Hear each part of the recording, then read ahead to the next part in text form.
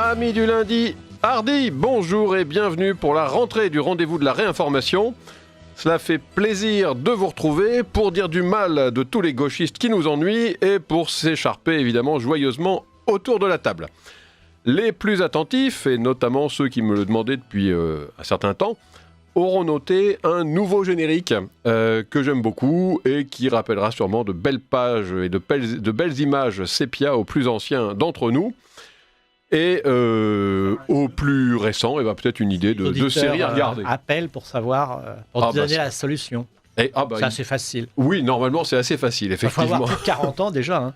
Peut-être. En tout cas, les plus jeunes auront peut-être l'idée, eux, d'avoir une série à regarder. Alors, au programme du jour, le scandale d'Instagram qui, vendredi, a commencé à fermer en rafale des comptes de patriotes sans la moindre justification. Alors, parmi eux se trouvaient nos amis et collaborateurs, Alice Cordier, par exemple, Une Bonne Droite, Jean-Eudes Gana, la Cocarde étudiante, l'IFP et d'autres.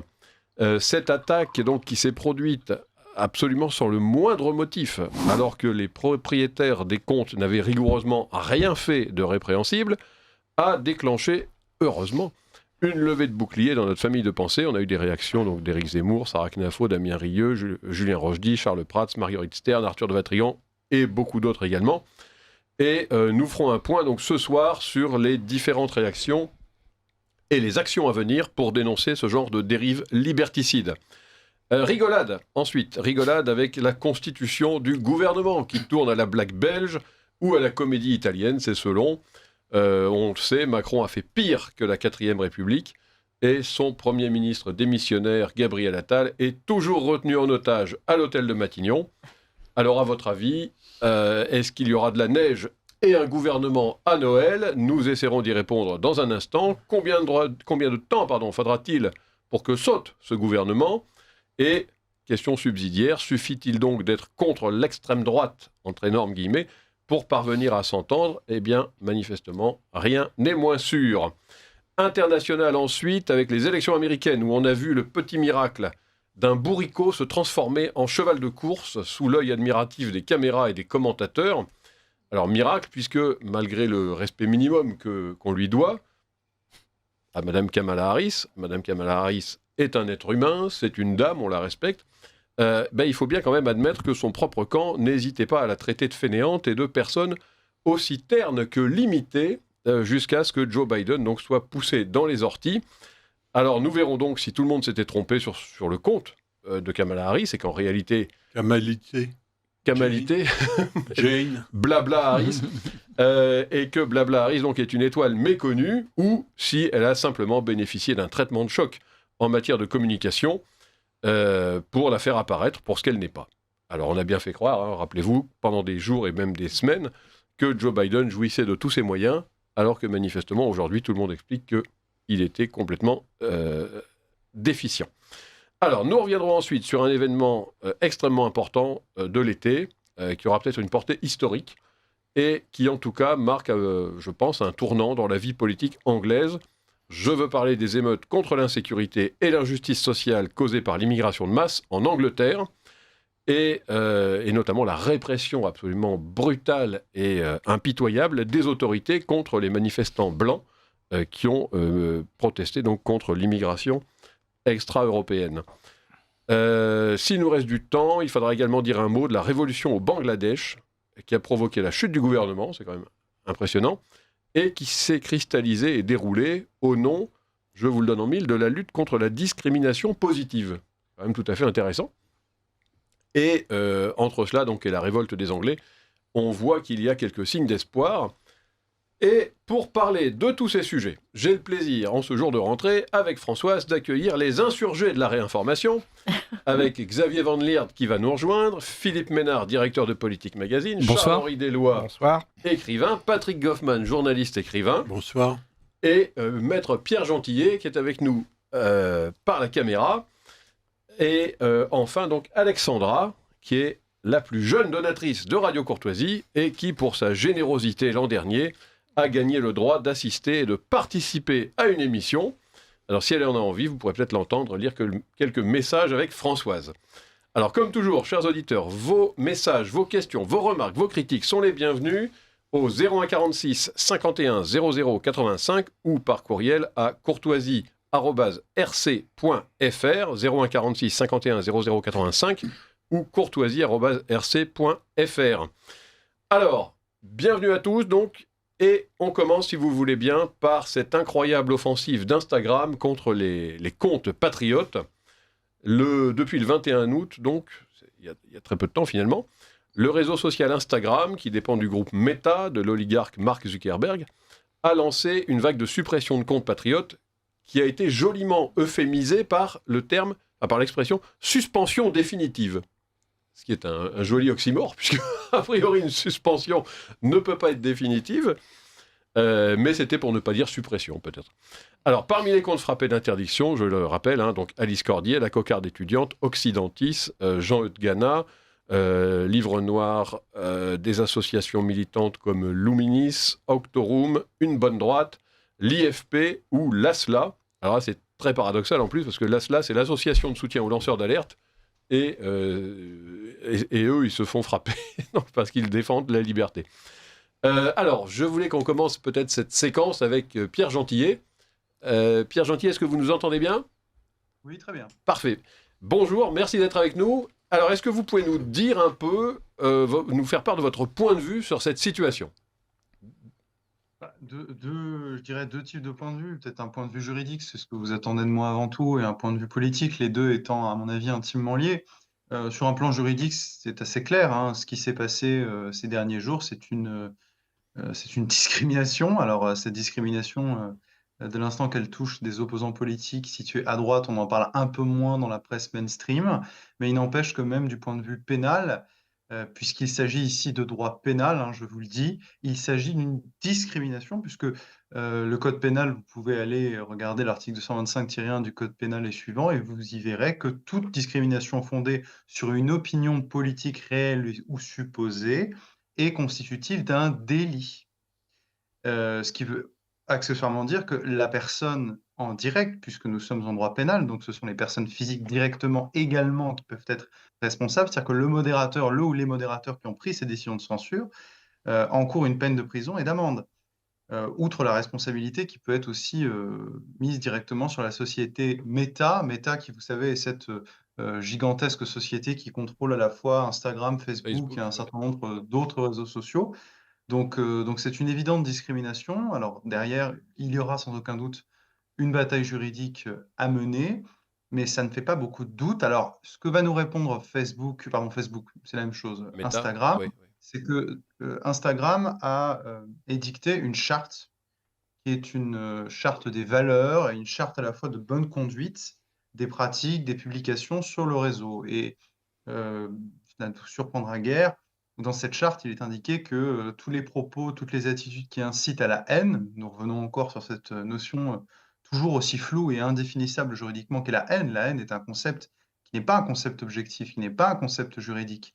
Tout ce qui est juridique est objectivable. La haine n'est pas objectivable, elle est toujours subjective. Quand Mélenchon dit mort au patron, pour beaucoup, c'est une idée politique. Pour d'autres, ça résonne un petit peu comme de la haine, si vous voulez. Mais voire tout ça un est appel au meurtre. Voire un appel au meurtre. Mais tout ça est une affaire d'interprétation. C'est ça que l'incitation à la haine est très subjective. Donc, c'est sur cette base, hein, il n'y a pas de grand suspense, que Meta, et donc ici Instagram, a fondé sa décision. En réalité, elle se réfugie derrière ce prétexte d'incitation à la haine, parce que le fond du sujet, on l'a bien vu, hein, puisque cette censure, elle est intervenue non pas à l'occasion d'une ou plusieurs publications des différentes personnalités que vous avez mentionnées qui ont été suspendues, mais elle est intervenue presque comme un paquet, c'est-à-dire ils ont tous en même temps 4, 5, 6 personnalités, 6 groupes ou comptes ont été suspendus du même coup, pas pour une publication en particulier. Donc cela veut bien dire qu'il y a des directives nouvelles qui ont été données au niveau de la direction d'Instagram France pour faire, j'ouvre les guillemets, le ménage sur les comptes politiques d'une certaine obédience. Et enfin, pardon, j'ai été long, mais je termine. Non, mais c'est important de bien poser le cadre. Sur le plan politique, encore une fois, c'est scandaleux, hein. Je combats cette censure et de manière générale les différentes formes de censure, mais ça n'a rien de surprenant. Soyons combatifs, mais ne soyons pas surpris. Le président de Telegram, tout ça intervient dans un contexte. Le président de Telegram a hier ou avant-hier, je ne sais plus, hier, a été arrêté en France. Et voilà, en creusant un petit peu, on se doute bien pourquoi est-ce qu'il a été arrêté, le président de Telegram. On nous dit que c'est toujours sous couvert de lutte contre la pédocriminalité, le terrorisme, mais on peut faire ce même reproche à Mark Zuckerberg et à tous les autres réseaux. Les réseaux ne sont que des médiateurs, ils ne sont pas tout le temps nécessairement directement responsables. Donc il y a un contexte. On peut raccrocher également la censure de C8, hein, C8 qui a perdu sa chaîne sur les ondes, hein, sur son canal. Oui. Donc, et encore une fois, cette censure, elle touche systématiquement, je ne vais pas dire le même camp politique, parce que je ne suis pas sûr que C8 s'apparente à un camp politique, mais en tout cas, on sait qu'il n'est jamais touché par cette censure. Oui, et puis je pense quand même que l'attaque menée contre C8 avait quand même une petite arrière-pensée politicienne. C'est même pas une arrière-pensée, c'est une avant-pensée. Pardon d'inventer le terme, mais c'est-à-dire que pendant toutes les auditions qui ont eu lieu, je pense notamment à l'Assemblée nationale, et pas les auditions auprès de l'Arcom, hein, mais à l'Assemblée nationale, qu'il s'agisse de Cyril Hanouna, de CNews avec Pascal Praud qui était venu, le reproche majeur est un reproche de nature politique. Donc en réalité, on s'abrite derrière des artifices pseudo-juridiques. Tout ça est essentiellement politique, a fortiori sur ce type de droit. Voilà. Alors, est-ce que vous savez, avant de donner la parole aux autres invités, est-ce que vous savez ce qu'on reproche aux comptes qui ont été fermés concrètement? Parce que certains ont eu leurs comptes rétablis aussitôt, heureusement, hein, mais je pense à l'IFP, à l'ASLA aussi d'ailleurs. Est-ce que vous savez ce qui distingue un compte qu'on ferme, enfin qu'on suspend définitivement, d'un compte qu'on suspend définitivement puis qu'on rétablit? C'est-à-dire qu'il y a plusieurs choses qui peuvent se passer. C'est-à-dire que quand la plateforme décide de prendre une mesure de sanction à votre encontre, alors ça pour le coup, à ma connaissance, elle va respecter cette règle. Il y a un principe qui est le principe du contradictoire, qui est un principe fort en France, ce que je connais en tout cas, et qui fait que la personne qui est directement concernée peut fournir ses observations.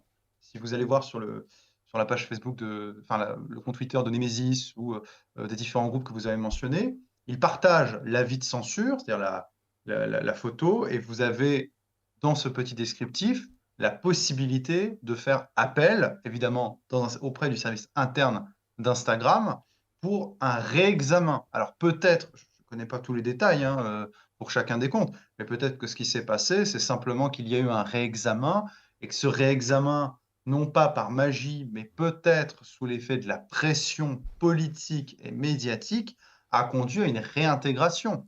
Puisque pour l'essentiel, même je crois la quasi-totalité, ce n'est pas une suppression, hein. C'est une suspension définitive. C'est-à-dire que le compte existe toujours, il est toujours là. Les abonnés sont toujours ici, les données sont toujours présentes. Donc c'est la raison pour laquelle, en tout cas, j'en suis certain, pour toutes les personnalités qui sont concernées par cette censure, il y a une possibilité d'appel interne. Et si l'appel interne ne donne pas satisfaction à ces personnalités, alors derrière, il y a la voie judiciaire, je le rappelle tout à l'heure. Alors on va y revenir. Non, Patrick. Ah bon. Pardon. J'avais levé le doigt avant. Non, moi c'est un éclaircissement que je voudrais, c'est que quand on écrit donc sur ces réseaux, que ce soit Facebook, c'est Instagram là dont on parlait. Oui. On se plie au droit américain, il me semble.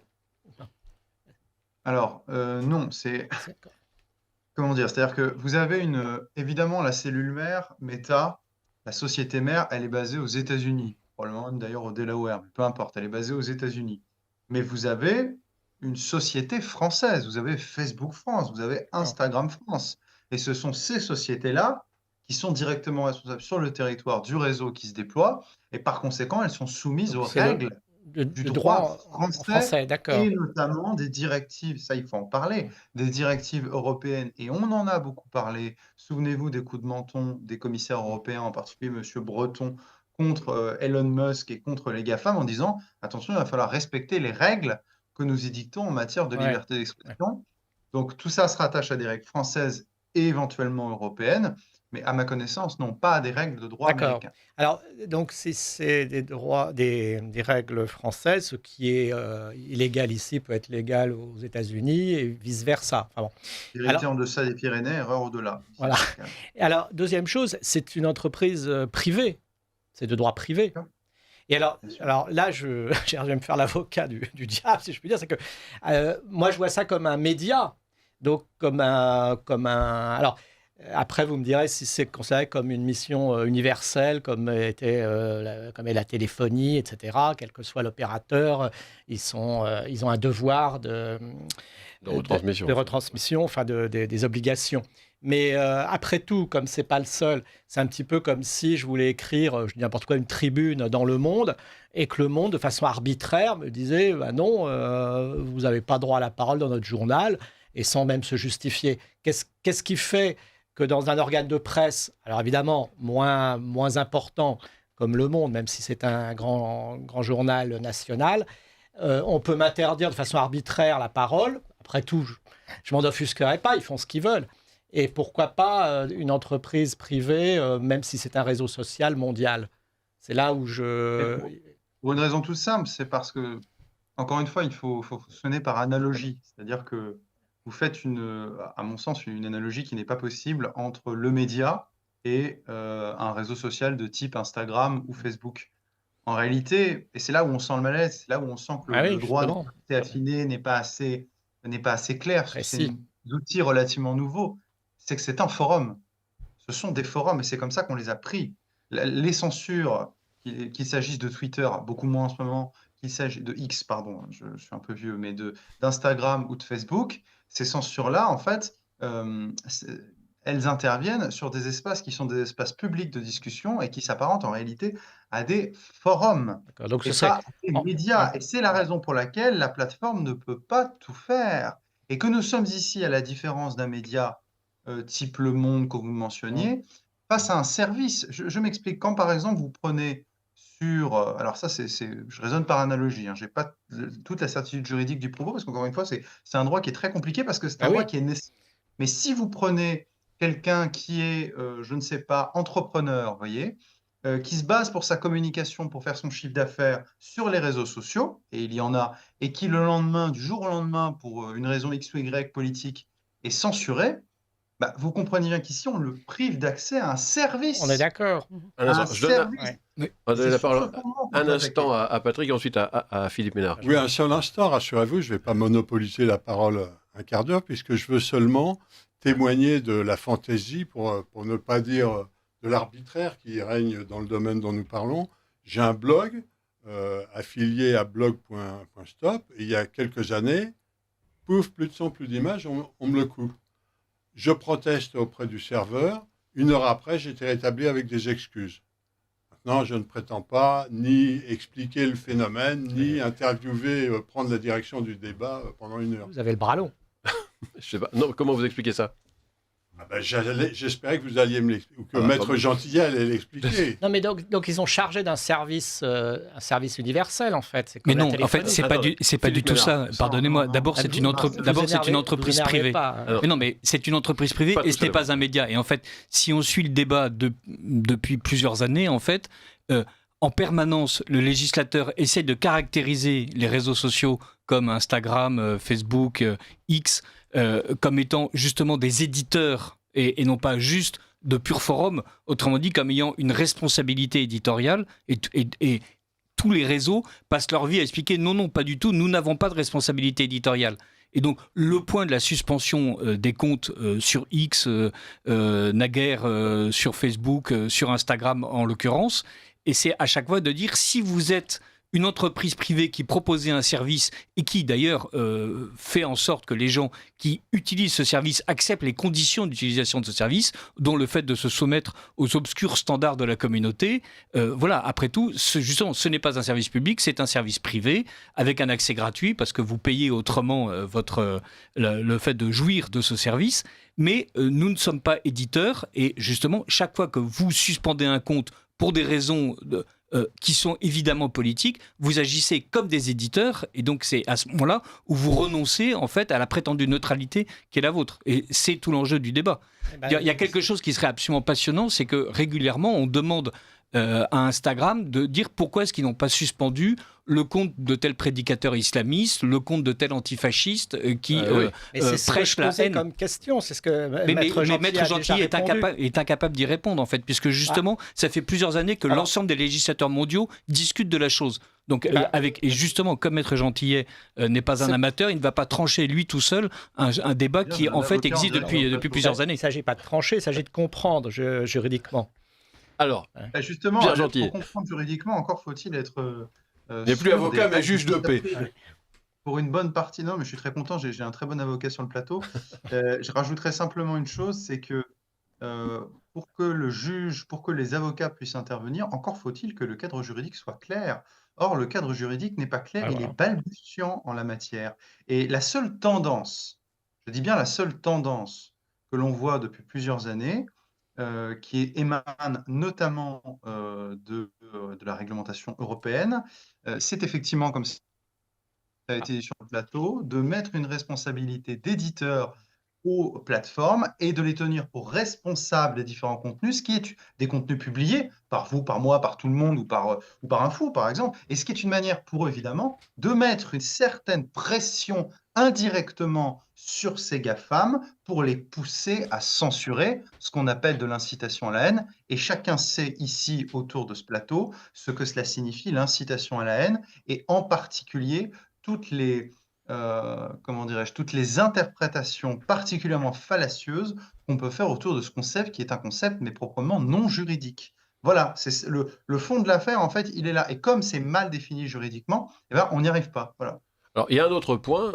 Est-ce que, selon vous, je vois que l'ASLAC, est donc cette association qui a été à la fois pénalisée directement, mais qui est aussi une association qui défend les lanceurs d'alerte, attaque Instagram. Est-ce que, selon vous, on peut aujourd'hui, est-ce qu'on a une jurisprudence qui montre qu'on peut gagner contre ce genre de réseau ? Combien de temps ça prend et est-ce qu'il y a un espoir réel d'obtenir gain de cause par une voie juridique ? Je suis en incapacité, vraiment, c'est important, ça m'intéresse d'ailleurs de savoir que vous ne pouvez pas répondre parce que c'est... Il y a des procès qui ont été gagnés. Oui. Il y a des gens qui ont fait appel des décisions de Facebook et qui ont vu leur compte être rétabli. Justice. Oui, Eric Cusa, par exemple, un avocat qui s'est battu comme un chien et qui a fini par gagner. En faisant d'ailleurs valoir un argument intéressant, c'est que l'ensemble de l'information qu'il avait publiée sur son compte Facebook était une information originale dont il avait la propriété intellectuelle. Ouais. Le fait de suspendre son compte Facebook, effectivement, en sauvegardant les données, donc il n'y a pas de destruction des données, mais en faisant en sorte que cette information soit inaccessible à celui qui l'a créée, et était, selon lui, un argument de droit auquel, visiblement, sinon les juges, en tout cas les avocats de Facebook, ont fini par être sensibles. Donc là, il y a quelque chose de l'ordre de la propriété intellectuelle qui est un moyen, en fait. Mais c'est comme tout le reste. Il faut prendre son courage à deux mains et sa bourse avec encore plus de mains possible pour attaquer une entreprise qui, en fait, a un peu plus de moyens que le Pékin moyen. C'est le pot de fer contre le pot de terre. Quoi. Ouais. Mais encore une fois, est-ce que c'est contractuel ou c'est un contrat d'adhésion ? Là, je reviens à des notions... juridique de base, c'est-à-dire quand vous vous abonnez à un réseau social, c'est une façon c'est un lien contractuel, donc vous êtes obligé quand même, et c'est là où peut-être ils se raccrochent, de respecter leur fameuse charte, patati patata. Donc là, je pourrais comprendre, après tout, qu'ils puissent censurer si ils pensent qu'on respecte pas chez eux, le contrat, voilà. Mais c'est pour ça qu'il faut montrer qu'il y a une distorsion et qu'en fait, c'est tout le temps les mêmes qui sont discriminés par rapport aux autres. C'est ce que... Encore une fois, le contrat, comment dire, on n'est pas dans un système anglo-saxon pur, enfin même de toute manière, on n'est pas dans un système libéral et contractuel pur. La loi du contrat n'est pas la loi la plus haute. Il y a une loi par-dessus la loi du contrat, pardonnez-moi, c'est le code pénal. Voilà, c'est le code pénal et la loi française. Et quand la loi française dit qu'on ne peut pas discriminer quelqu'un, et c'est pas simplement la discrimination à l'embauche, comme je l'ai beaucoup entendu, mais aussi la discrimination dans les services, dans les relations commerciales et autres, eh bien ceci s'applique par-dessus la loi. Ou la différence de traitement, tout simplement. La différence de traitement. Mais justement, ce qui est intéressant, c'est ce que vous dites. Si c'est à ce moment-là pris comme le droit, puisque c'est une société française, mais la maison mère est aux États-Unis, c'est intéressant de savoir que le droit français s'applique quand même peu ou prou, j'allais dire. Oui. Voilà. Et ce sera toute la mission des avocats des différentes personnalités qui ont ou qui vont Qui vont entreprendre avoir à plaider, oui. une justice. Xavier C'est Van Lierde, sur le droit français qu'ils vont s'appuyer. un mot, non? Patrick? Non, merci. Bon. Ce qui serait intéressant, Alors- c'est qu'il y ait une action de groupe, surtout, puisque maintenant elles sont permises. Alors peut-être que l'ASLA va justement s'occuper de ça. Alors je crois qu'on va les avoir, on va avoir leur avocat cette semaine, mercredi je pense. D'ailleurs, Pierre Gentil, je crois que demain vous êtes en débat avec Sarah Knafo dans Ligne Droite, donc la matinale de Radio Courtoisie. Vous serez à 7h30 avec elle, je crois, non? Tout à fait. C'est tôt, oui. Alors, il y avait un autre point qui m'intéressait pour finir, enfin pas finir, mais en tout cas provisoirement ce débat, c'est la solution alternative. C'est-à-dire que j'ai l'impression qu'un combat juridique contre un monstre de ce genre est quand même un petit peu mal parti. C'est ce que disait Charles-Henri, c'est le pot de fer contre le pot de terre. Et ils ont des moyens, et donc ça pourrait peut-être prendre des années.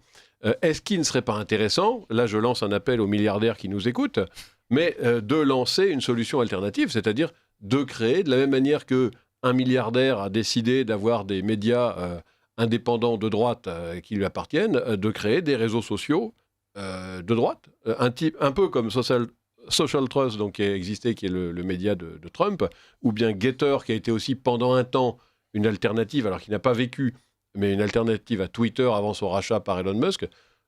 Est-ce qu'il y a quand même quelques milliardaires de droite en France? On en connaît. Mais c'est le coût d'entrée qui est absolument prohibitif. L'intérêt d'Instagram, de Facebook, de Snapchat et de tous les réseaux, c'est en fait la gratuité absolue. Pour la plupart des gens. On peut toujours avoir un compte professionnel et avec différents niveaux d'abonnement, et on peut acheter de la publicité. Mais c'est comme ça qu'ils sont en théorie financés, même si on voit que X est en fait déficitaire.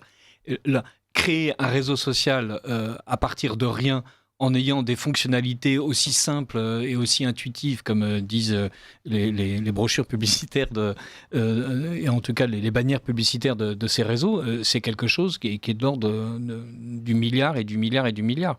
Et on voit que X n'est pas capable de se rentabiliser, Meta n'est pas systématiquement rentable sur l'ensemble de ses réseaux.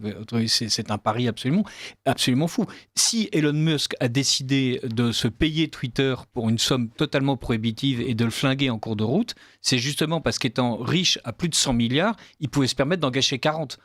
Quel milliardaire français est capable de faire ça? Ils ne sont même pas capables de véritablement soutenir... Radio Courtoisie. Voilà. Bon. Sans négliger la campagne présidentielle de son ami Trump. Oui. Voilà, et voilà. Donc donc il est en train il met la puissance de X au service de Trump, mais à côté de ça, l'ensemble des directeurs commerciaux de X depuis que Musk a repris le truc se battent les flancs en essayant de supplier les annonceurs de revenir. Alors Pierre Gentil, on va conclure un peu ce débat. Est-ce que vous avez un mot de la fin à nous annoncer avant votre débat demain, enfin débat ou conversation d'ailleurs avec Sarah Knafo? Oui, je crois que vous ne serez pas en grand désaccord. Pas sur ces sujets-là, c'est certain, en tous les cas. Mais non, je veux rebondir sur ce que vous disiez, Pierre-Alexandre, et sur l'idée de créer un réseau social de droite. Moi, je ne suis pas tout à fait d'accord avec vous. C'est-à-dire que je pense qu'à mon avis, c'est une très mauvaise idée. Pardonnez-moi de vous le dire frontalement. Allez-y. Mais en réalité, les réseaux sociaux, aujourd'hui, certes, on prend Instagram, on prend Facebook, leurs codes moraux, effectivement, sont dictés par la gauche. Mais ces réseaux sociaux n'ont pas été lancés par la gauche. En fait, ils ont été lancés par des personnes c'est pas qu'ils n'ont pas d'opinion politique, mais qui se contrefoutent de la politique, qui la prennent après coup, d'accord, et qui se soumettent au politiquement correct. Mais ils lancent quelque chose qui marche, c'est tout en fait. Et ça, c'est les logiques commerciales, c'est les logiques de société qui prévalent. Donc, je veux quand même avoir un message d'espoir quand même. C'est-à-dire que regardons dans le rétroviseur par rapport à il y a 10 ans. Certes, il y a une offensive. J'ai parlé de Telegram, de la suspension de C8, enfin la suppression de C8 carrément. Et puis de ce qui s'est passé sur Instagram. Mais je ne suis pas un béni oui-oui encore une fois, mais tout de même, ne soyons pas catastrophistes, battons-nous, mais ne soyons pas catastrophistes. Je rappelle qu'il y a 10 ans, qu'il s'agisse des médias mainstream ou des médias dits non mainstream, les opinions politiques et le courant d'opinion politique auquel nous appartenons avec différentes nuances, sensibilités comme vous voulez, était quasiment inexistant au regard de ce qu'il y a aujourd'hui. Aujourd'hui, vous avez un certain nombre de canaux, qu'il s'agisse de médias mainstream ou même de réseaux sociaux. Souvenez-vous, une époque, Twitter censurait, quand ce n'était pas Elon Musk, à tout va. Moi, j'ai été censuré pendant plusieurs jours sur Twitter, il y a 4-5 ans, pour avoir raconté d'ailleurs des banalités, pour avoir relayé simplement un article sur un fait divers sordide, et c'est tout.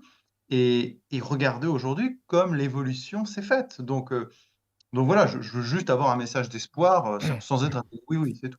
Bon, eh ben, écoutez, espérons en tout cas, c'est un peu ce qui nous reste.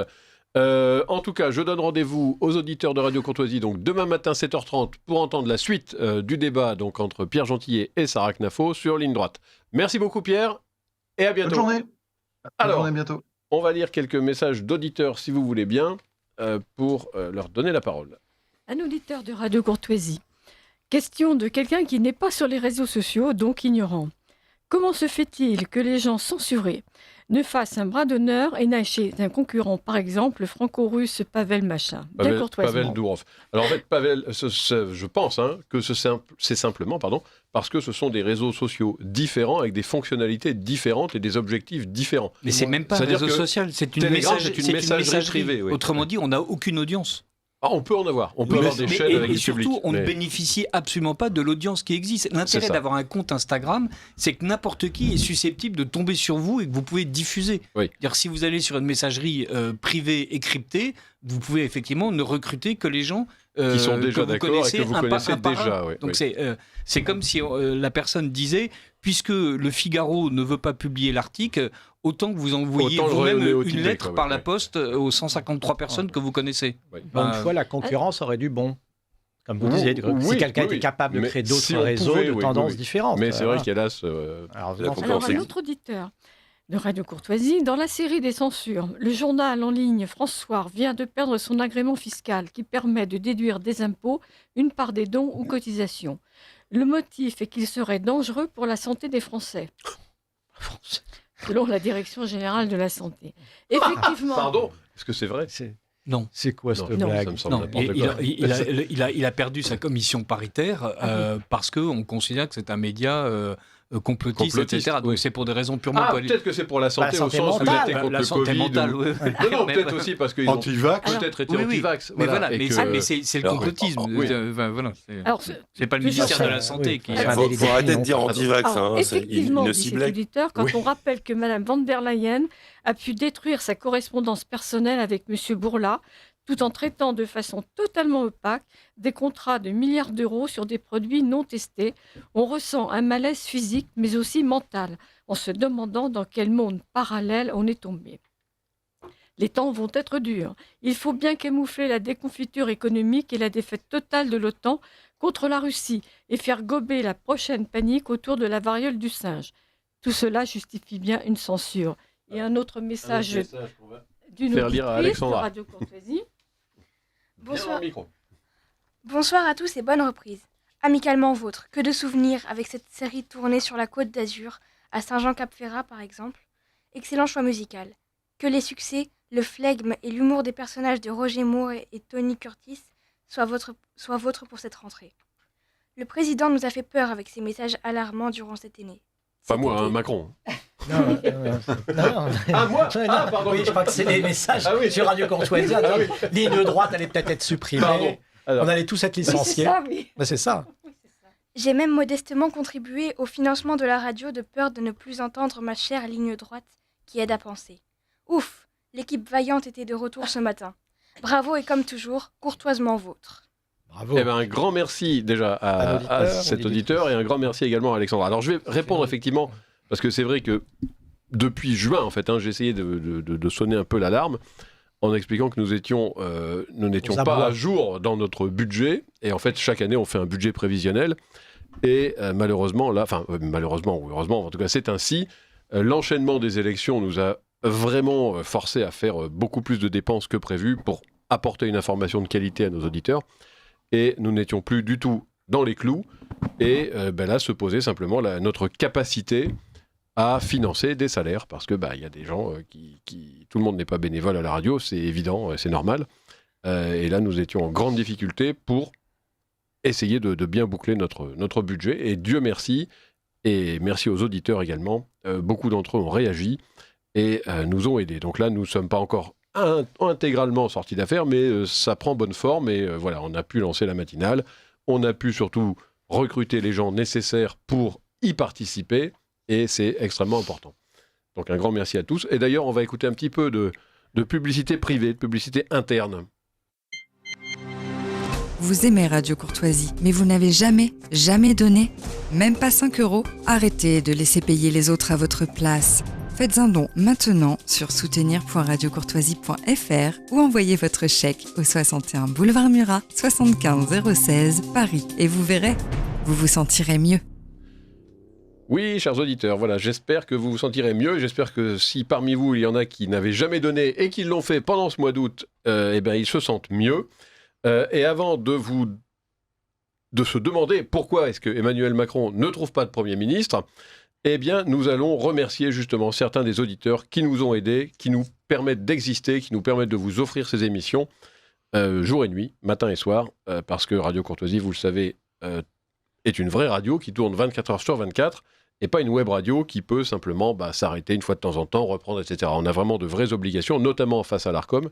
Et c'est grâce à cette auditrice de Bulle, par exemple, dans le Haut-Rhin, qui a envoyé 100 €. C'est de tout cœur que j'adresse ce don supplémentaire pour vous aider à continuer à défendre nos idées.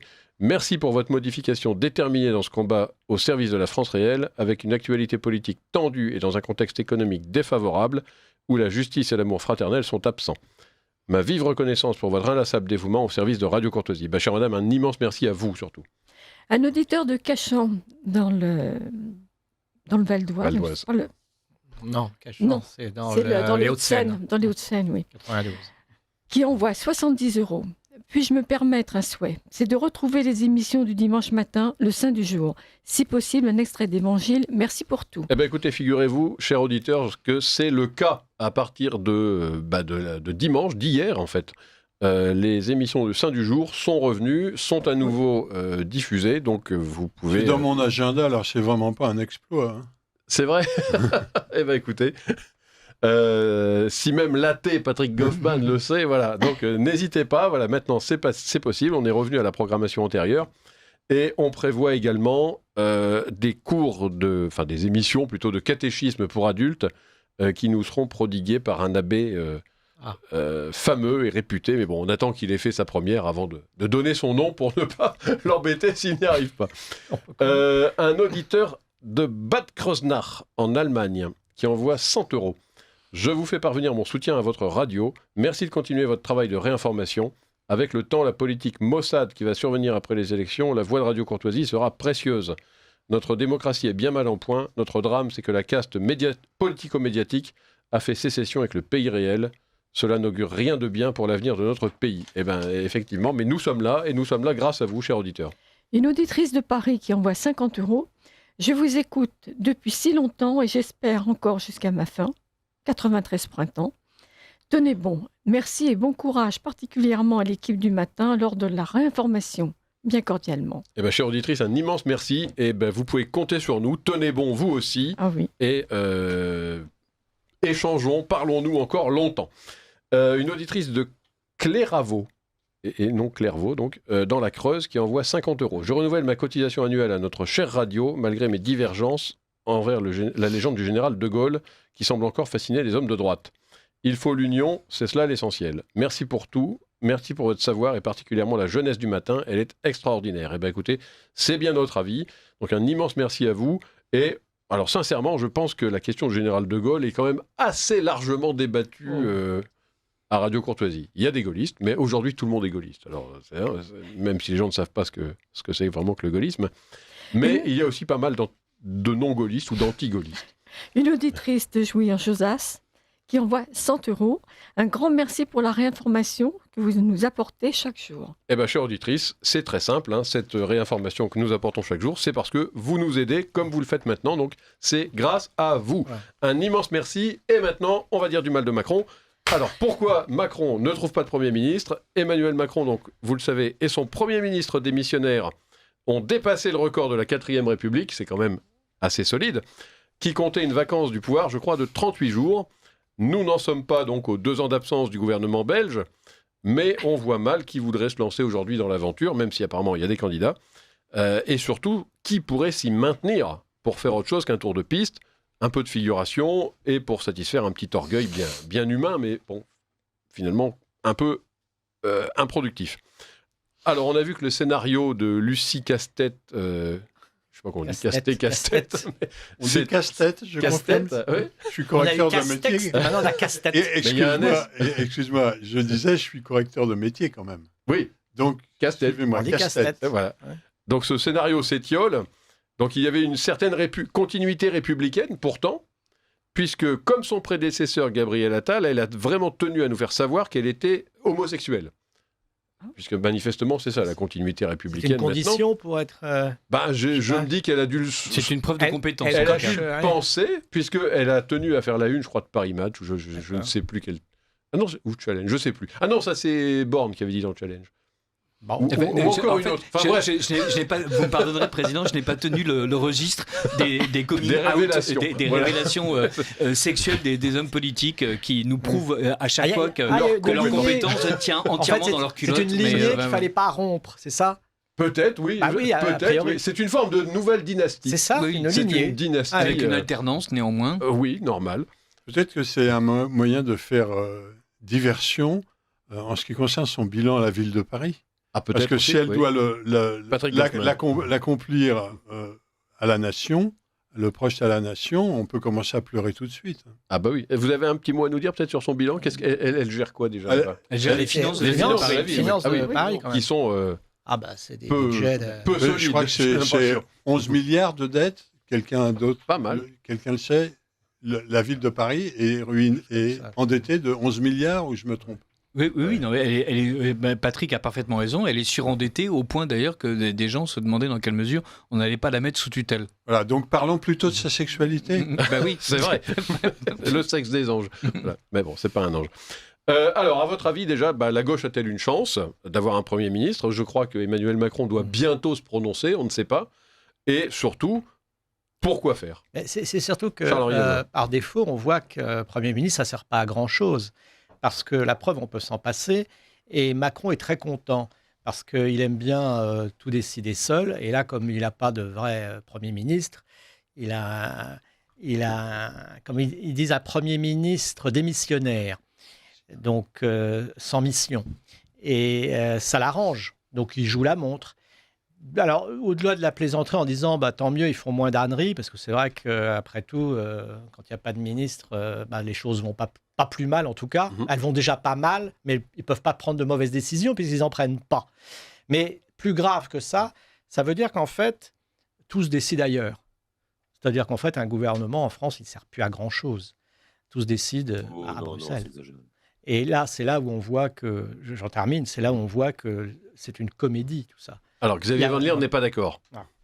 Non, je pense que c'est très exagéré de dire que tout se décide à Bruxelles, et tout se décide à Bruxelles à mesure qu'on accepte à Paris de faire comme Bruxelles le souhaite, mais on pourrait tout à fait engager un bras de fer, et c'est très exagéré de dire que tout se décide à Bruxelles. Il y a un certain nombre d'impulsions qui sont très négatives, et bien évidemment pas le nier ici, mais il ne faut pas semer la désespérance sur le thème « les élections françaises ne servent plus à rien, il n'y a plus aucun pouvoir ». Je ne dis pas ça. Parce que Je dis que c'est le sceptre, Macron... le sceptre étant pas, tous je termine, le sceptre ayant été laissé tomber par terre, eh bien, Voilà. il suffit de le ramasser désormais.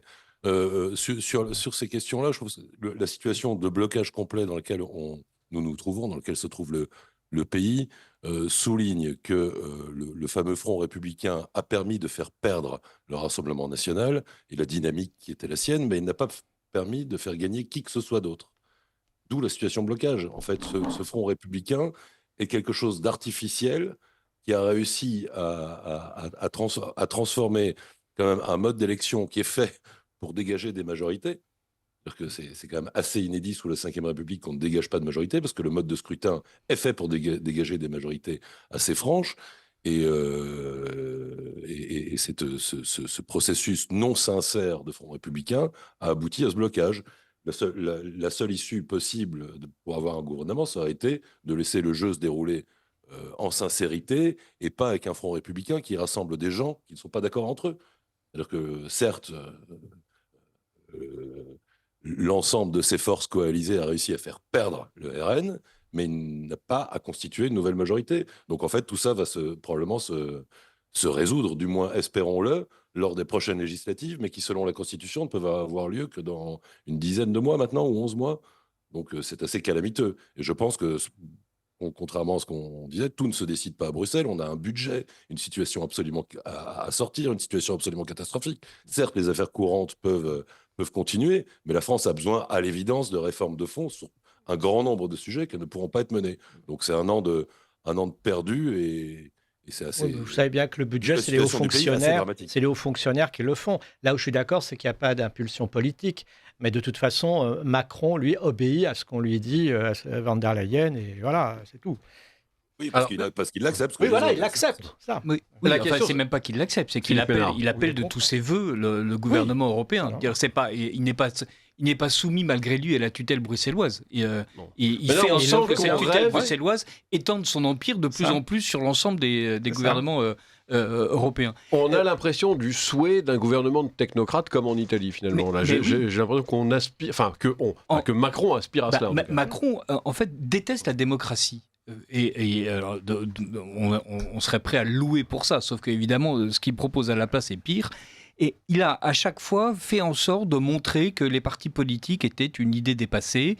Et donc cette idée géniale de la Ve République avec le grand Charles qui nous expliquait tout un tas de choses. Bon, il a montré à quel point la Constitution était en fait une machine à fabriquer soit un dictateur au petit pied comme l'a été De Gaulle, soit un dictateur au plus petit pied comme les Macron, et surtout est incapable de dégager un véritable consensus, de dégager un intérêt général.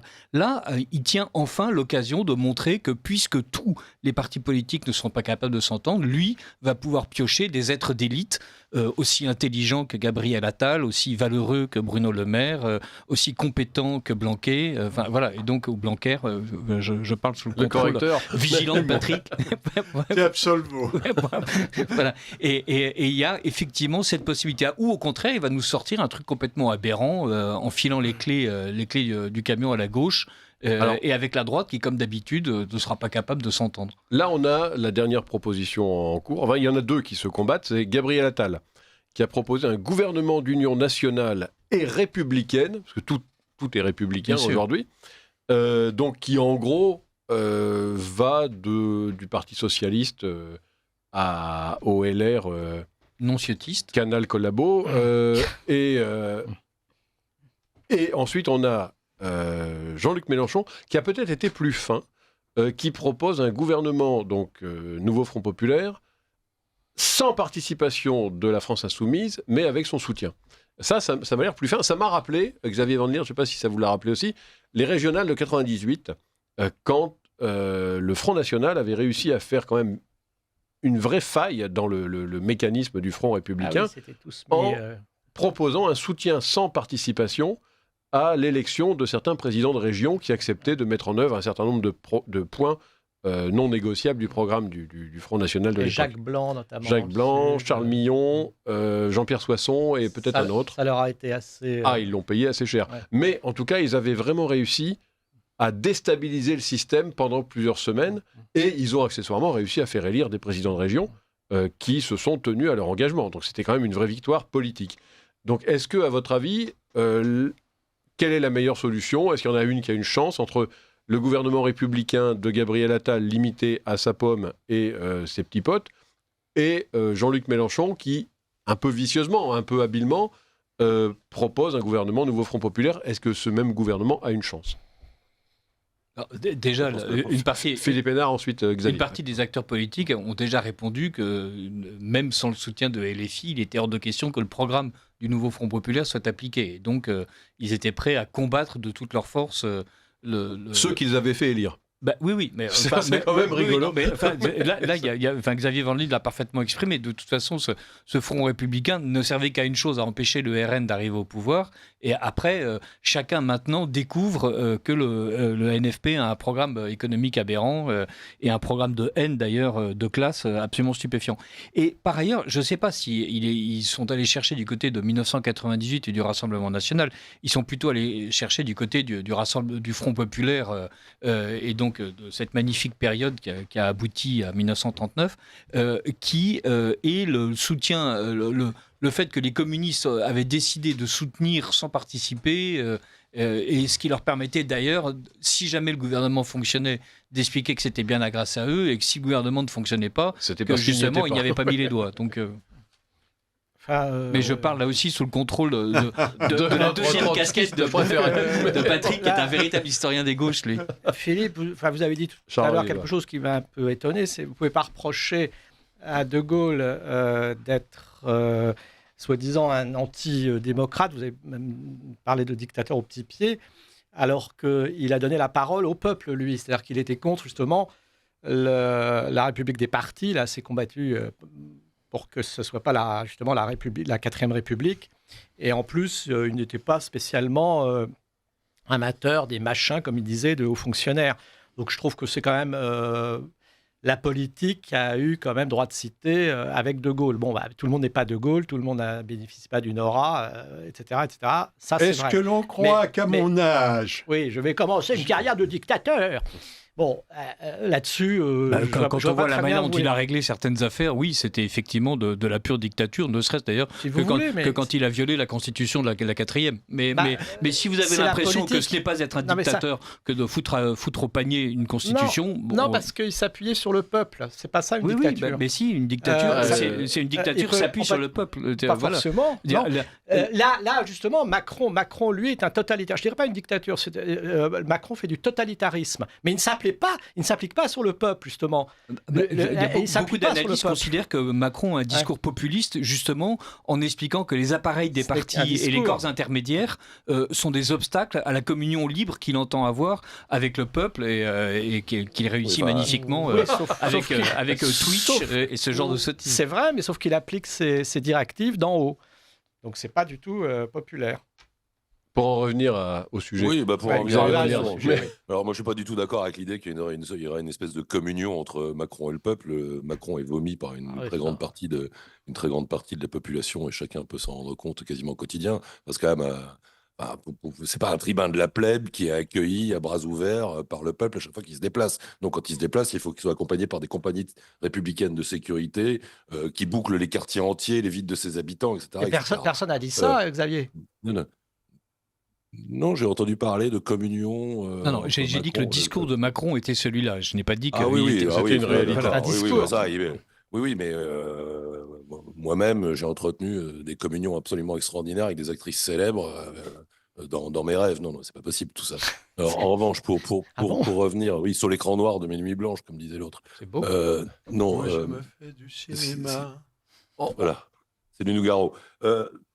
Non, pour l'année qui vient avant les prochaines législatives, à l'évidence, nous allons rentrer dans une zone d'instabilité permanente.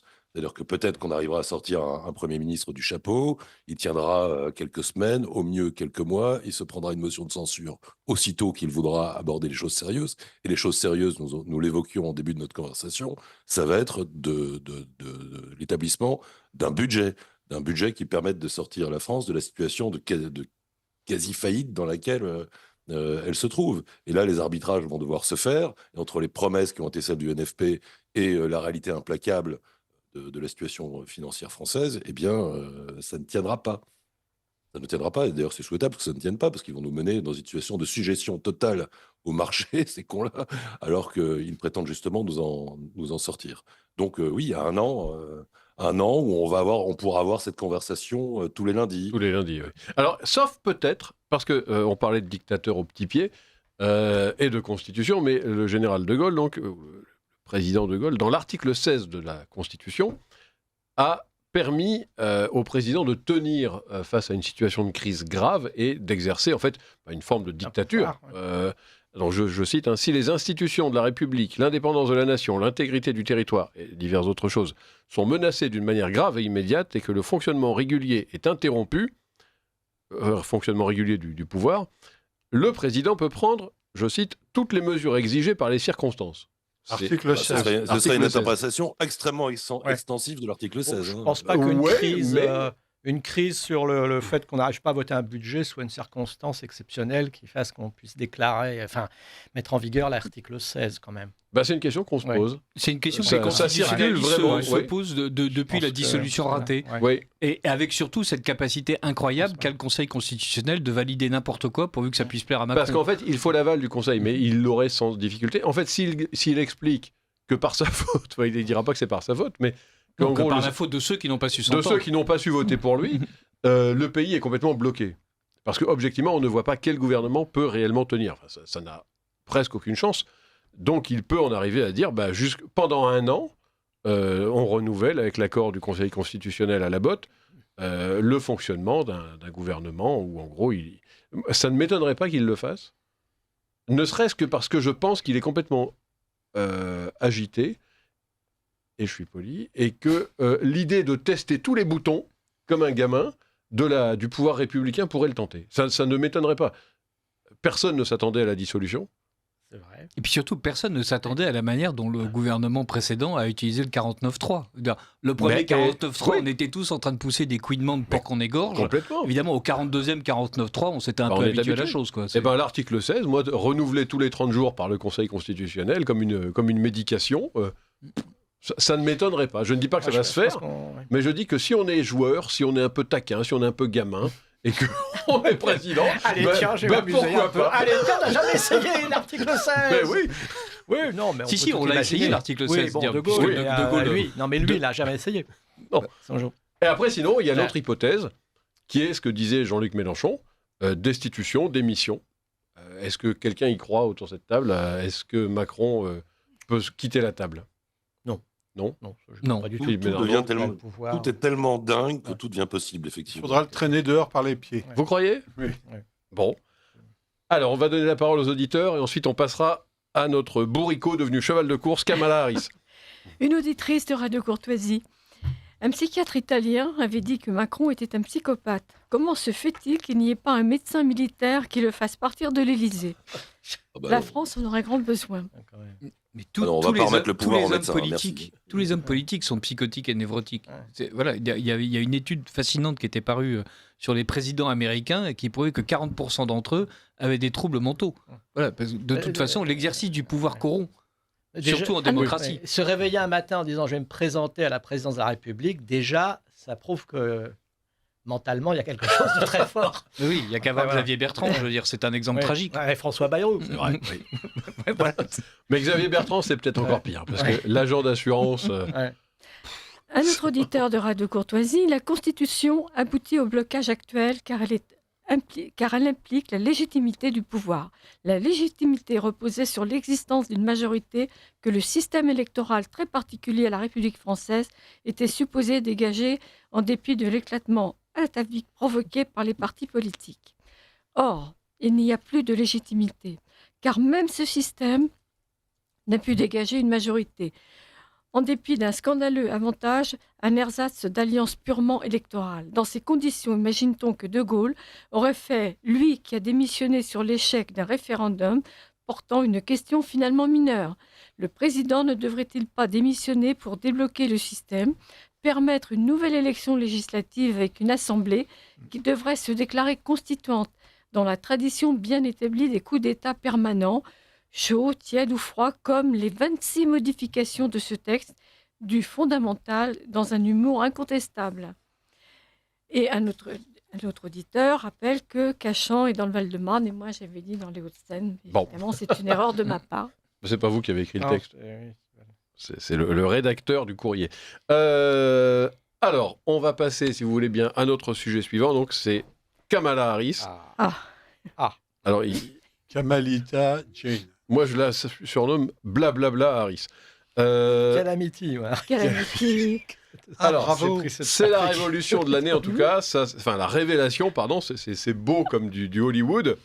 Donc on a vu la pauvre petite fille noire surgit du bayou.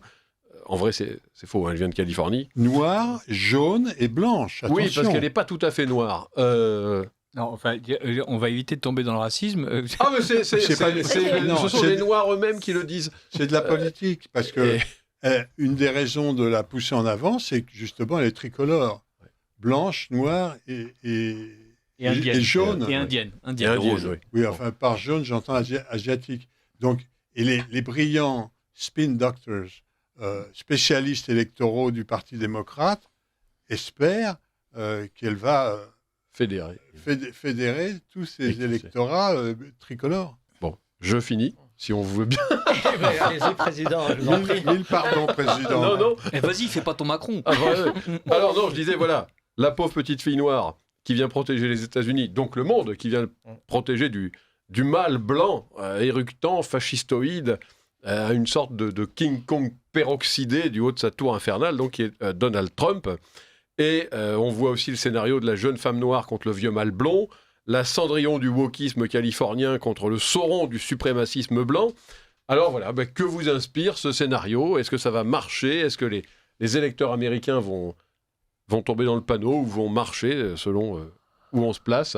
Que pensez-vous de Kamala Harris? Que pensez-vous du redressement phénoménal de cette campagne et du fait que Kamala Harris, qui était quand même vraiment présentée comme un bourricot, on disait, paresseuse, là, dans je ne sais plus quel journal, je crois que c'est dans le New York Times, journal de gauche, on a dit qu'elle préférait compter sur sa chaleur humaine plutôt que sur sa maîtrise des dossiers. Si ça, c'est pas une vacherie de compétition, c'est quand même phénoménal. Il faut d'abord rappeler qu'elle a été est, vice-présidente de Biden.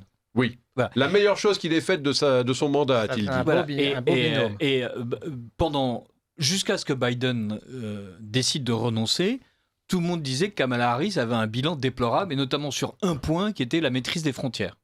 Oui. Du jour Avec où le Mexique. Biden renonce, on expliquait que c'était son cheval de bataille, on expliquait que c'était son Graal. Enfin, il y avait des expressions tout à fait anglo-saxonnes qui expliquaient à quel point elle était le tsar des frontières, pour reprendre littéralement le jour où elle se retrouve dans la course à la présidence. Les journaux démocrates disent non, elle n'a jamais été le tsar des frontières. Le fait de s'occuper des frontières n'était qu'une partie minime de son mandat. De toute façon, personne n'a jamais prétendu qu'elle était le tsar des frontières. Et donc, tous ces journaux qui avaient menti sur Biden commençaient à mentir une fois plus sur leurs propres paroles et donc dénoncer les articles qu'ils avaient eux-mêmes écrits et revenaient en arrière. Et tout ça, pourquoi? Pour nous dire que Kamala Harris était quelqu'un d'absolument génial. Et d'ailleurs, les Américains ont l'air de le croire, puisque maintenant, elle est donnée gagnante à 3% contre Trump. C'est ça qui est extraordinaire. C'est ça qui est extraordinaire. Moi, je ne connais pas cette dame, mais en tout cas, ce que je trouve effarant, c'est que, par exemple, France 2 est carrément le porte-parole de cette femme. C'est-à-dire qu'on traite cette candidate comme si c'était l'alpha et l'oméga et que le monde entier devait la soutenir contre le vilain. Ah ben, c'est ce qui est... Non, mais ce qui est c'est le programme, c'est le scénario. Oui, non, mais il n'y a même pas de recul critique. Le seul moment où Trump a eu droit à son petit quart d'heure de gloire, c'est quand il a manqué de peu la balle de cet été. Et encore, je ne sais pas si vous avez lu Libération, oui. Le numéro ignoble de Libération. On a même été jusqu'à dire qu'il aurait pu fomenter un faux attentat pour se rendre populaire. Mais je trouve que même si c'était vrai, il est fort parce qu'il a tourné la tête au bon moment. Donc c'était bien synchro. Oui. Non, c'est extraordinaire. Il est extraordinaire. Cet homme, il est tellement habile qu'il mériterait d'être président des États-Unis. Alors, je voudrais, si c'est le moment est de me donner la parole, à moi et au dossier que j'ai préparé, je voudrais préciser d'abord, parce que c'est un détail, mais très important et significatif, que Madame Harris n'a jamais été chargée ou de rétablir ou de défendre les frontières. Elle était chargée, façon de la mettre à l'écart, qui a rencontré sa paresse certainement, d'étudier les causes de l'immigration mexicaine illégale.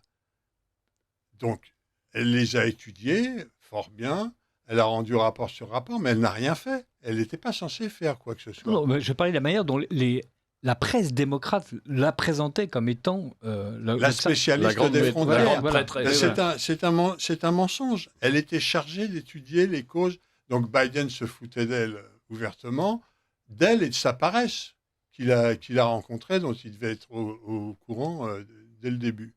Alors maintenant, la présidente, je cite Le Monde, si c'est permis, dans pourquoi pas local, qui titre la mue de la candidate à la Convention démocrate, qu'on a vu à la télé et revu à la télé française, et qui sous-titre surtout la vice-présidente se présente sous un jour nouveau et passe sous silence son rôle auprès de Joe Biden. C'est ce que je viens de dire.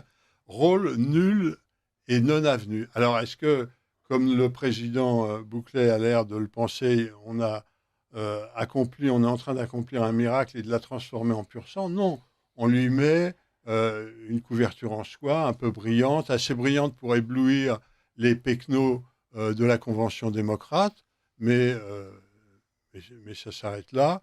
Elle reste un bourricot. Et d'ailleurs, est-ce que le Parti démocrate, au cours de cette flamboyante convention, a pu mettre en avant, a pu citer au nombre des vidéos qu'on a projetées sur son bilan, autre chose que son rôle sur les causes de l'immigration? Non, ses voyages à l'étranger, zéro. Je pense qu'ils auraient été bien contents de pouvoir montrer quelque chose d'elle, de son bilan. Il n'y a rien à montrer, rien de rien. Et ça va vite se voir. Par exemple, je vais m'interrompre là, le 10 septembre, tout le monde ici sait mieux que moi sans doute que le 10 septembre est prévu un débat avec Trump. Mais Trump vient juste ce matin même d'élever quelques objections de sa petite voix timide à propos de la chaîne censée organiser ce débat, ABC, en rappelant par exemple qu'au cours avant son débat avec Mme Clinton, les questions qui allaient être posées avaient été communiquées à Mme Clinton et pas à lui. Et que donc il se demande pourquoi il devrait débattre sur cette chaîne. Il va peut-être faire sauter ce débat. Ah oui, si les dés sont pipés, c'est... Oui. Alors, Xavier Van Lierde. Oui, au-delà de son bilan, en fait, ce qui est fascinant, c'est la façon, je trouve, dont les médias américains et aussi français, mais à la remorque des médias américains, la présentent comme une extraordinaire nouveauté, comme une candidate de rupture. C'est-à-dire qu'elle n'est plus la vice-présidente de Joe Biden, elle est l'incarnation d'une ère nouvelle en gestation, et tout ça reposant quand même, grosso modo, sur un argument majeur, c'est que ce serait la première femme noire élue présidente des États-Unis. Oui, en fait, c'est la version améliorée de Barack Obama. Exactement. On ose imaginer ce de que Michelle Obama, parce que Et de Barack, qui était le président. oui. Barack était le premier président noir. Homme. Voilà, il restait 6 gens. Aujourd'hui, on nous présente comme une ère nouvelle la possibilité, et c'est ce qui a survolté la Convention démocrate, semble-t-il, c'est la possibilité d'avoir une première femme noire présidente. Toujours Maintenant, il manque un nain noir et transgenre. Dans 5 ans, on verra ce qu'ils nous trouveront pour ouvrir à nouveau une nouvelle ère. Toujours est-il que voilà, il la présente comme une sorte de femme politique sans bagage, et il nous prie de ne pas regarder dans le rétroviseur. Et on comprend pourquoi, parce que bien évidemment, ces mêmes médias qui nous la présentent comme absolument nouvelle incarnation d'une rupture, nous expliquaient avec le même aplomb. Enfin, c'est ça qui est fascinant dans ce qui est en train de se passer aux États-Unis, c'est qu'on voit que les désirs médiatiques, la volonté des médias de dépeindre la réalité, de se substituer totalement à la réalité. C'est absolument frappant, cette histoire de Biden. Biden n'est pas gâteux jusqu'à ce que les médias décident qu'il soit gâteux. Auparavant, il ne l'est pas, parce que les médias le disent. Et Harris est stupide et paresseuse jusqu'à ce qu'elle ne le soit plus. Parce qu'on a décidé qu'elle ne l'était plus. Exactement. Et le timing est très important, parce que ceux qui, la veille de la révélation que Biden était réellement gâteux, osaient poser la question et étaient considérés comme des gens à la fois grossiers et complotistes. Donc on voit vraiment que le discours médiatique est là pour se substituer entièrement au réel. Aux réalités, c'est un spectacle absolument fascinant à regarder. Alors cela dit, là, pour le coup, je vais prêter le flanc à l'accusation de complotisme, mais ce n'est un secret pour personne que les élections américaines, pour tout un tas de raisons techniques, dont le vote par correspondance, se prêtent quand même à énormément de fraude. Et on peut s'attendre à ce que cette élection, aux enjeux quasi eschatologiques pour la société américaine, soit l'objet quand même de coups bas, y compris de fraude. Et donc, je me demande si les sondages et la façon de la présenter comme gagnante n'est pas une façon aussi de préparer le terrain à une victoire volée. C'est-à-dire que les fraudes ne suffisent pas. C'est-à-dire que dans une société, si on pense quelqu'un qui serait très en retard, très loin dans les sondages, et qui tout d'un coup se rétablit, comme en Afrique, pouf, tout le monde pense qu'il va perdre, et puis oh non, hop, il gagne, eh bien, ça ne fonctionne pas. Donc, il faut habituer les gens à ce que sa victoire soit normale et attendue. Voilà, j'ai conscience que c'est complotiste, mais je serai dans les équipes de Trump. Moi, je préparerai d'emblée une série de pools d'avocats et de spécialistes de la fraude pour surveiller cette élection de très, très, très, très près. Patrick Hoffman. J'ajoute un détail, je retire mon casque qui m'assomme, j'ajoute un détail qui est passé inaperçu et qui me semble quand même crucial. Les spin doctors et autres spécialistes électoraux du Parti démocrate ont commencé par envisager d'organiser le système de sélection du candidat ou de la candidate habituel, à savoir les primaires, dont on se fait une bonne idée depuis qu'on les a copiés servilement en France, les primaires, les débats télévisés, qui durent malheureusement, qui ont l'inconvénient de durer des semaines et des mois. Or, la façon dont Biden s'est incrusté les laisse devant 2 mois avant l'élection qui a lieu, je le rappelle, le 5 novembre. Donc, ils ont renoncé à ces primaires et ils ont décidé de nommer, d'investir de but en blanc Madame Harris. Ce qui peut lui donner un certain prestige devant les 20 000 pecnos de « Tiens, Chicago, ça s'est passé à Chicago ». Une coïncidence malheureuse, sans doute. Ça peut suffire à éblouir ces gens-là pendant quelques heures, mais peut-être pas à éblouir l'électorat américain avec ou sans fraude. Alors ça, ce sera une vraie question. Ce sera la question centrale. Philippe Ménard. Je voudrais rebondir sur ce que vient de dire Patrick. Effectivement, l'électorat américain commence en fait à demander à ce que Madame Kamala Harris, Kamalita, comme tu disais tout à l'heure, soit un peu plus précise sur son programme. Parce que là, donc tout le monde Elle est contre Trump. Oui. Mais voilà. Mais en un fait, peu comme en France, on était contre le Rassemblement national. Et même les journaux démocrates disent, en fait, elle a expliqué qu'elle voulait un avenir où tous les gens pouvaient devenir riches et assurer l'avenir de leurs enfants. Merci, c'est sympa, bravo, félicitations. Aussi. Et comment allez-vous y arriver ? Je vais bloquer les prix. Ok, vous êtes sûr ? Voilà. Bon, et donc là, elle n'a pas dit ça à des journalistes. Elle n'a pas encore parlé aux journalistes pour l'instant. Non, elle parle comme ça, dans son petit cercle, en riant bêtement. Alors les journalistes qui sont totalement acquis à sa cause expliquent qu'elle apporte de la joie au reste de l'Amérique. Et les journalistes qui ont envie en fait de l'entendre parler d'un programme comme Trump en fait, lui quand Trump parle, les journalistes français n'ont pas envie de l'entendre. Mais lors des premières élections où Trump a été élu, Trump avait fait un discours des 100 jours où il avait déroulé tout son programme. Et après ça, les gens disent c'est incroyable, Trump prend des mesures. Oui, c'est celle qu'il a annoncée il y a 3 mois. Il est programmatique, effectivement. C'est carré, et donc c'est Kamala, annoncé. elle, n'a pas de programme. Et donc, mais ce qui est fascinant, c'est qu'elle a même expliqué, par l'entremise de son équipe, qu'elle n'avait pas à avoir de programme, que ce qui était intéressant, c'était surtout que les journalistes expliquent quelles sont ses idées au peuple. C'est-à-dire, en fait, elle refuse. Racontez-moi mes idées. Il n'y a pas de grande conférence de presse de Kamala Harris. Alors, encore un détail passionnant. Le programme de Biden avait juré de se maintenir et de façon répétitive. Et donc, le Parti démocrate lui a rédigé un document programmatique. Ça paraît naturel. Ce qui est moins naturel, c'est qu'il a été resservi à la presse avec allusion répétée aux prochaines activités de Biden. Il a été servi tel quel à la presse. Pour Kamala Harris, sans modification. C'est ballot. Mais parce qu'elle n'a rien à dire. Oui. Xavier Van Lier a quelque chose à dire. Oui, tout à l'heure, on parlait de la façon dont les médias voulaient prendre le contrôle de la perception du réel. Alors, ce qui est fascinant, j'ai vu un sondage Gallup, un institut sérieux, qui mesurait la façon dont les Américains exprimaient par préférence partisane leur confiance dans les médias mainstream, les gros médias. Le grand chemin. Les médias de grand chemin. Eh bien, donc, 73% des démocrates ont confiance dans les médias. Ah oui, quand même. S'agissant des indépendants, ceux qui se reconnaissent ni dans les démocrates ni dans les républicains, il n'y en a plus que 36% qui expriment de la confiance dans les médias. Les républicains, ça tombe à 10%. C'est-à-dire que les républicains, les électeurs républicains... On peut se demander pourquoi.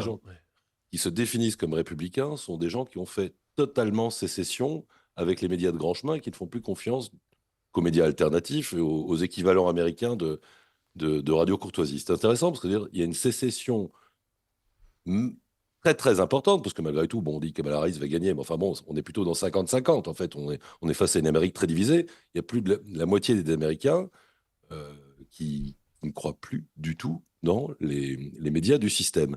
Et on sent quand même que cette élection-là, au-delà du clivage démocrate-républicain, c'est une élection qui va opposer l'establishment, notamment politico-médiatique, à des gens qui font sécession par rapport à cet establishment.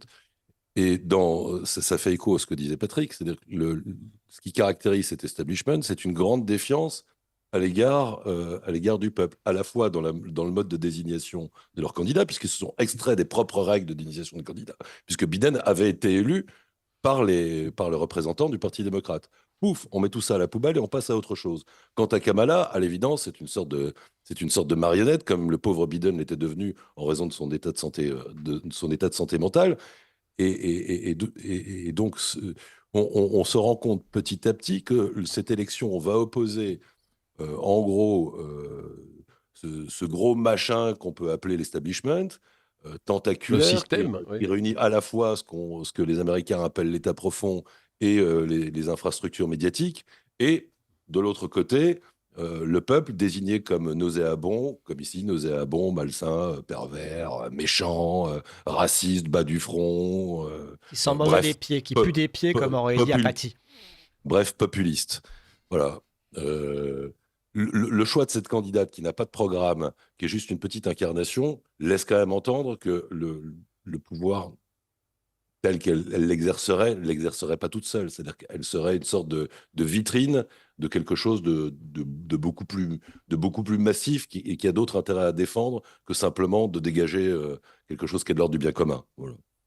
Alors, réflexion. Il y a également une polarisation du débat. Il y a deux choses d'ailleurs que j'aurais aimé ajouter et qu'on peut éventuellement commenter. C'est la manière dont l'arrivée ou le lancement, quasiment comme une boule de pétanque de Kamala Harris dans le jeu américain, a effacé, mais aussitôt en deux coups les gros, la tentative d'assassinat de Trump, qui est, honnêtement, quand Trump a échappé à l'attentat, je me suis naïvement dit, c'est bon, il a gagné. C'est bon, il marchait sur l'eau, là, oui.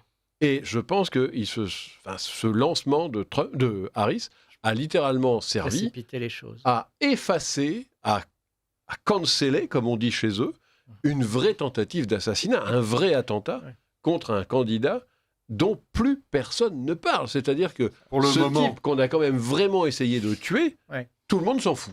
Parce que ça ne rentre pas dans le narratif pour le moment. Oui, médiatique. Les médias s'en foutent. Ça, c'est les médias. Oui, les médias sont morts. Ça, c'est les médias. Oui. Et il y a encore un caillou dans la chaussure, c'est Kennedy qui a rejoint Trump. Et ça, c'est extraordinaire. Parce que Kennedy, c'était un démocrate pur jus, limite wokiste.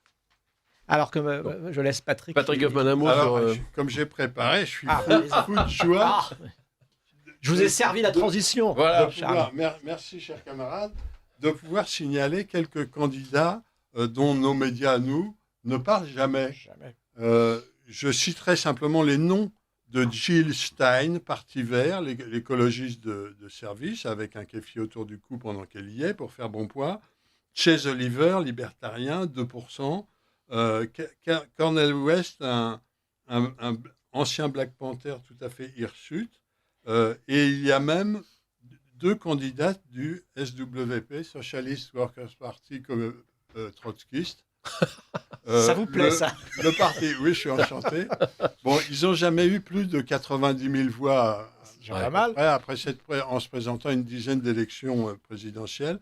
Le Parti communiste, le concurrent direct, lui, n'a pas les moyens de présenter de candidat. Mais, pour finir, et comme on m'y incite, je dois citer Robert Kennedy Jr., qui est nul autre qu'un neveu du président Kennedy, et qui a fait campagne, qui s'est présenté et qui a fait campagne pendant quelques mois, et qui vient de renoncer, non sans déclarer, je cite, « Le Parti démocrate est devenu celui de la guerre, de la censure, de la corruption, du Big Pharma, de la Big Tech et de l'argent roi. » Bravo. dans la foulée, il a rallié Trump avec ses 4 à 5%. Je n'ai pas besoin d'experts électoraux pour dire que 4 ou 5%, ça C'est plus que 3. Ça fera la différence. Non, mais ça fait la peut différence. faire basculer. Oui. Non, parce qu'on disait que Harris allait gagner de 3%. Non. Là, Non, non. en fait, c'est comme d'habitude. Globalement, elle est 3% devant, mais n'oublions pas que c'est des élections À 2 fédérales. degrés, oui. Autrement dit, il faut gagner État par État. Et rappelons que Hillary Clinton a perdu l'élection présidentielle, non pas au nombre de voix totales des Américains, mais au nombre des délégués. Puisqu'au nombre total de voix des Américains, elle en avait plus que Trump. C'est un peu comme à Paris. Vous savez, on peut Ah oui, avoir avec les votes par arrondissement. gagner plusieurs arrondissements, mais avoir moins de voix que son adversaire, alors qu'on a gagné. Voilà. Xavier Von Lier, je crois que la question de Kennedy vous intéressait. Ah oui, je pense que quand il y a des ralliements de cet ordre-là, parce que Kennedy porte une charge très forte dans l'imaginaire américain, rien que par son nom. Et donc, je pense qu'au-delà de l'arithmétique, il faut imaginer que c'est un séisme politique majeur qui recoupe un peu ce que je disais. C'est une sorte de combat entre, d'un côté, les insurgés, le peuple des provinces, les invisibles de là-bas, et l'establishment. Et très clairement, Kennedy est un personnage hybride, puisqu'il est à la fois une figure très liée à l'establishment par son parcours et sa famille, mais aussi une sorte de rebelle et de franc-tireur. Et quand une personnalité telle, connue de tous les Américains, se rallie, et démocrate, estampillé très fortement démocrate, se rallie à Trump, il y a quelque chose qui va au-delà de l'arithmétique. C'est un signal extrêmement fort, avec le discours qu'il a tenu, qu'a rappelé Patrick. Je pense que ça fait écho auprès de beaucoup d'Américains fatigués justement de l'establishment, de Washington et de ces forces-là, qui expliquent, parce on voit les États-Unis comme un bloc vu d'Europe, et bon, pourquoi pas. C'est un pays qui est extrêmement varié, et quand on habite des États périphériques de l'Amérique, eh bien, on ne supporte plus Washington, tout comme dans certaines provinces françaises, on ne supporte plus la tutelle de Paris. Et le ralliement de cette personnalité, avec un slogan d'ailleurs assez intéressant, parce qu'il disait, voilà, il dénonce Big Pharma, les industries agroalimentaires. Donc on sait que le slogan de Trump, c'est « Make America Great Again », pour donc rendre l'Amérique forte à nouveau, grande à nouveau. Pour Kennedy, lui, il vient avec sa propre brique dans ce programme. Et donc, c'est un anglicisme, mais je vais le traduire après. « Make America Healthy Again », c'est de rendre l'Amérique en bonne santé. Saine et en bonne santé à nouveau, étant donné... Alors, je vous coupe la parole 2 secondes, parce que malheureusement, le temps file. Charles-Henri pour Philippe. rebondir sur ce que dit Xavier, c'est que beaucoup de démocrates, et j'en connais aux États-Unis, qui sont des démocrates, mais des démocrates, je dirais, bon teint, qui ne supportent plus la dérive des démocrates vers le système, voilà, et qui, eux, maintenant, sont prêts à voter Trump, d'autant plus qu'avec le ralliement d'un démocrate comme Kennedy. Philippe Ménard. Alors, Kennedy était intéressant parce qu'il incarnait les double haters, c'est-à-dire ceux qui ne veulent ni de Biden ni de Trump, et qui, à l'arrivée, certains d'entre eux, sur ces 4 ou 5% dont le crédité, se sentent trahis du fait qu'il ait rejoint un camp. Donc, c'est pas les 4 ou 5% qui vont tomber directement dans l'escarcelle de Trump. Et par ailleurs, il faut quand même rappeler que, comme d'habitude, les Français, en tout cas les médias français, ont une approche totalement idéologique, et à l'idée que Kamala soit issue de la diversité, ils sont absolument ravis. Kamala va poursuivre, si elle est élue, la politique de Biden, qui est une politique en fait de protectionnisme américain qui est en train de ruiner l'Europe. Et donc peut-être que tout le monde sera absolument heureux que Kamala soit la première femme noire présidente des États-Unis, mais ce sera surtout un président démocrate qui va laisser tomber l'Europe, continuera à siphonner et l'argent et les investissements européens avec des mesures hyper protectionnistes, et qui de toute façon va laisser tomber l'Europe en ne s'occupant que de l'Asie. L'Ukraine, on continuera à n'en faire rien, et par contre, on essaiera de faire en sorte que la Chine ne devienne pas une superpuissance. Charles-Henri, un mot pour finir. On ne peut rien savoir, ça se jouera à quelques voix, mais comme toujours, aux États-Unis, il peut y avoir tellement de surprises que moi, je pense que Trump gagnera. Bon, écoutez, je ne sais pas si on peut l'espérer. Je le pense aussi. Bon. Alors, on va donner la parole un peu aux auditeurs de Radio Courtoisie pour les quelques minutes qui nous restent. Alors, qui ? Vas-y, jeune fille. Alexandra. Alexandrie. Allez. Message d'un auditeur. Bonjour à tous. Pour continuer dans l'humour en parlant de Kamala Harris, un ami spécialiste des chevaux disait « Tu prends un âne, tu lui coupes les oreilles en pointe, cela n'en fait pas un cheval de course. À prendre au second degré. Bonne reprise à tous, Agnès. » Eh ben, merci Agnès. C'est un peu ce qu'on disait en introduction. Message d'un autre auditeur. Bonsoir messieurs. Un mot sur la disparition de la légende du 7e art Alain Delon, bien courtoisement. Ah oui, alors ça, Oui, effectivement, on a on a eu beaucoup parlé sur la de radio, beaux oui. hommages réguliers. Ce matin, d'ailleurs, et Oui, ce hier. matin, hier, Non, oui, enfin, ce matin. plusieurs fois même. On a eu Arnaud Ouais, Guyot-Janin qui a été la plume et l'ami d'Alain Delon qui est venu témoigner. Et il a déjà... on a eu plusieurs hommages la semaine dernière. Bah, oui, évidemment, c'est quand même une perte énorme. C'est un pan d'histoire de France J'aime pas qu'on qui dise se ça tourne. le dernier, parce qu'il y a quand même C'est Brigitte peut-être- Bardot. Où il reste Brigitte Brigitte qui est quand même Bardot. aussi C'est connue vrai. que lui. C'est vrai. Mais oui, c'est vrai qu'il y avait les mêmes Oui. positions En politiques. plus. C'est surtout la fin des comédiens, des acteurs qui osaient encore notamment se dire de droite et qui ne se soumettaient pas au politiquement correct. Ça, c'est très impressionnant. Et si j'ai un mot à dire là-dessus, outre les hommages que nous avons rendus parce qu'on aimait le personnage, c'est le déchaînement fielleux des médias de gauche France qui Info. n'ont eu aucun respect pour un défunt c'est- et Ignoble, pour une ignoble. légende quand même Ça, du cinéma français Allez qui salir à tout l'ont prix. sali, oui, oui. dégueulassé. C'est C'était pour ça que moi, absolument abject. Je ne suis pas fanat du personnage, mais j'aime Delon pour les mêmes raisons que les gauchistes le détestent. Eh ben, c'est une excellente raison. On peut le laisser refroidir quand même avant de cracher sur sa tombe. Oui, puis même, enfin, je veux dire, il y a quand même un patrimoine, c'est quand même Toute autre la chose. journée, France Info. Alors, chers amis, est-ce qu'il reste un message parce qu'il nous reste 1 minute? Non, pour l'instant. Bon, tout va eh bien. ben, écoutez, merci à tous. Il nous restait un sujet. On a un peu parlé des États-Unis, mais la question de ce qui s'est passé en Angleterre était vraiment extrêmement importante. J'aimerais bien qu'on puisse y consacrer Ça reviendra, c'est le pas fini. temps nécessaire. Hélas, c'est pas fini de toute façon, mais c'est un vrai sujet. C'est quasiment historique ce qui s'est passé, je pense. Donc, si vous voulez bien, nous y revenons la semaine prochaine. En attendant, eh ben, merci Françoise, merci Alexandra, Charles-Henri, Philippe, Xavier et Patrick et Stéphane à la technique. Et on vous dit À la semaine à la prochaine. semaine prochaine pour un nouveau rendez-vous de la réinformation. Bonsoir, chers auditeurs.